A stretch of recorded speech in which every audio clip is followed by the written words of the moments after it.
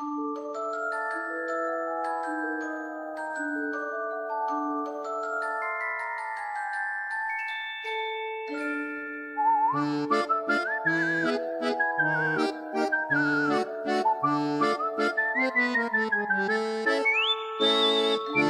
ho ho! Christmas is upon us, boys and girls. That means it's time once more for seasonal horror. There's no shortage of Christmas films taking a stab at the horror genre. I have something in the works for Christmas myself. However, for now, let's take a look at a film that's been sitting on the list for some time now. A film about sitting around a family table and about making contact of the fourth kind. This is the McPherson Tape. Written and directed by Dean Eliotto, this 1989 alien abduction film follows the Van Hees family on the 5th birthday of Michelle, played by Laura Thomas. The birthday is being recorded by her uncle, Michael, played by Dean Eliotto himself. However, this tape in fact documents not only the birthday, but the family's abductions. And if you don't believe me, well, then believe this 100% not at all fake, yet still trick people wall of text.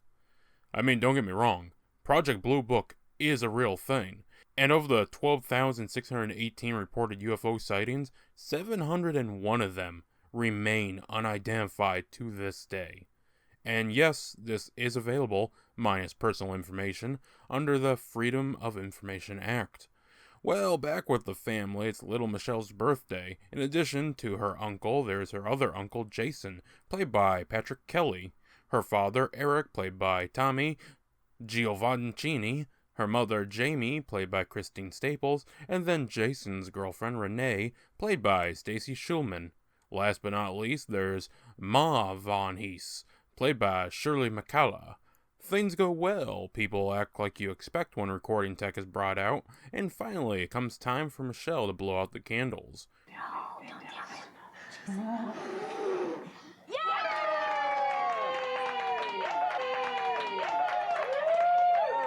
Strangely, the power fails to turn back on.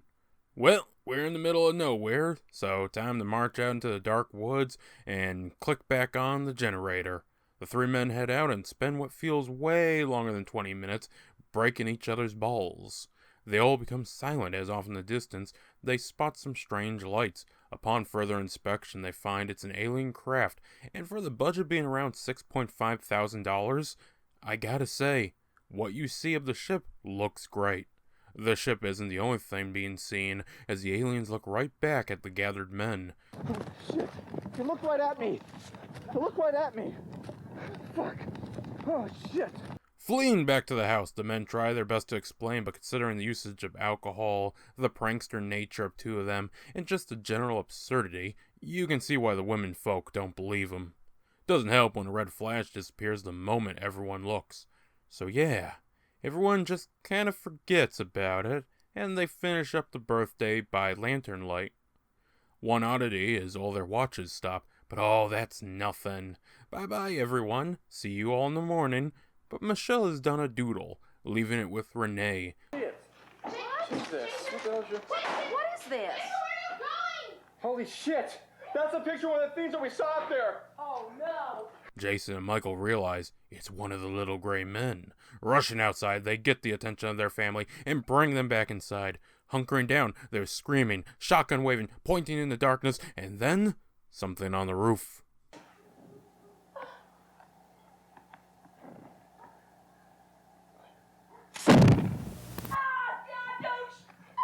Agreeing that he'll get the truck, Eric, with Michael, head out, discovering the corpse of the alien. They bring it into the house and hide it in the back room. From there, Eric and Jason head out to get the truck, parked down the road. While that's happening, let's play cards while we wait. It isn't long until hysteria strikes, and they rush out to see what's taking them so long. They find Eric's truck and the duo's shotguns, but no bodies. Once again rushing back to the house, it appears the aliens are playing mind games, as both Ma and Renee try to open the front door, claiming a voice told them to do so. Making matters worse is that the back door is open, and the alien body is gone. Cranking up the radio, Ma convinces Michael to set the camera down rather violently. Michael, put that goddamn camera It's from this still recording camera we see 3 gray men enter the building. Wikipedia claims there's some text saying the family's whereabouts are unknown, but the Shudder version I watched didn't have that. Of course, Wikipedia put the film at 66 minutes, while Shudder has it at 63, so yeah. Anyways, that was McPherson tape. Or was it? Some of the more observant viewers out there may be asking, who is McPherson? The family is called Van Hees. Well, the film was released in 1989, but fell into obscurity in the 90s. A bootleg version of the film, without credits, started being distributed to video stores and around UFO enthusiast circles. Well, in 1998, the director made an essentially shot-for-shot remake called Alien Abduction: Incident in Lake County, which featured a family called the McPhersons. However, this movie would also incorrectly be called McPherson Tape. Now, the master tapes were destroyed in a warehouse fire just before widespread release. This caused the film to become rather rare. The director even started selling VHS copies via email in 2003. In 2018, the film officially became available through the director via DVD and digital. The last release was by AGFA on Blu-ray. This version came with not only a commentary track, but the director's cut from 2017 as well. So if McPherson was misunderstood through remake and bootlegging, then what was the original name? Simply put, UFO Abduction. However, due to the popularity of the new title, the Blu-ray and most copies of the film are McPherson Tape. Dean Aliotto said he wanted to make The War of the Worlds on videotape. This is a reference to a 1938 Orson Welles radio adaptation of the H.G. Wells novel. This radio reading managed to trick many people into believing aliens had truly landed, and while this film is rather obscure, it actually succeeded.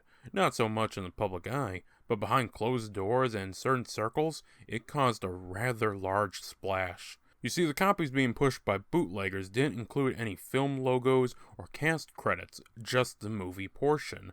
While UFO enthusiasts pushed this further as actual video proof. It was even shown off as possibly true on the 1990s paranormal investigation show Encounters.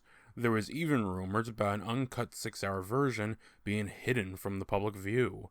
This drama peaked when it appeared at the International UFO Congress Convention in 1993, where people believed it to be real. Yeah, while this isn't the first found footage film, or even the first horror found footage film, it still predated the surprise hit of the Blair Witch Project in 1998. I will fully admit that I can kind of see how people could be led to believe this is real. There's a lot of filler and just stuff you wouldn't see in films, or at least not usually.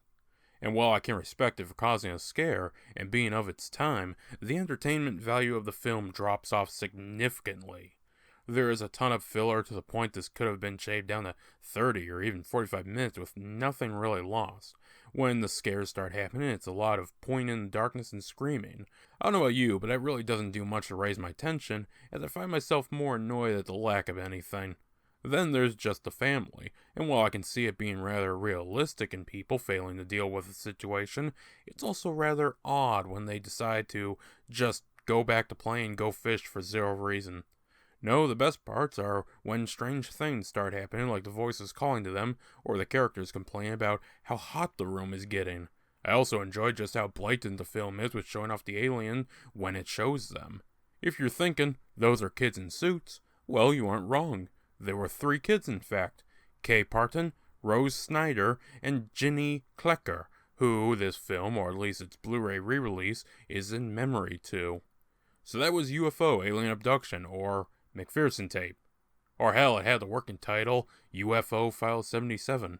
Either way, it's a notable, if not entirely good film about alien abduction in good old Connecticut. Or California, where it was filmed. Either way, it might not prove aliens, but it does prove time travel, because for a film set in 1983, Eric is rocking some Nike high tops, which didn't come out until years later. You time traveler. A damn spaceship. What did it look like? I don't know. What's a spaceship look like? And now, folks, it's time to say goodnight. We sincerely appreciate your patronage and hope we've succeeded in bringing you an enjoyable evening of entertainment. Please drive home carefully and come back again soon. Good night.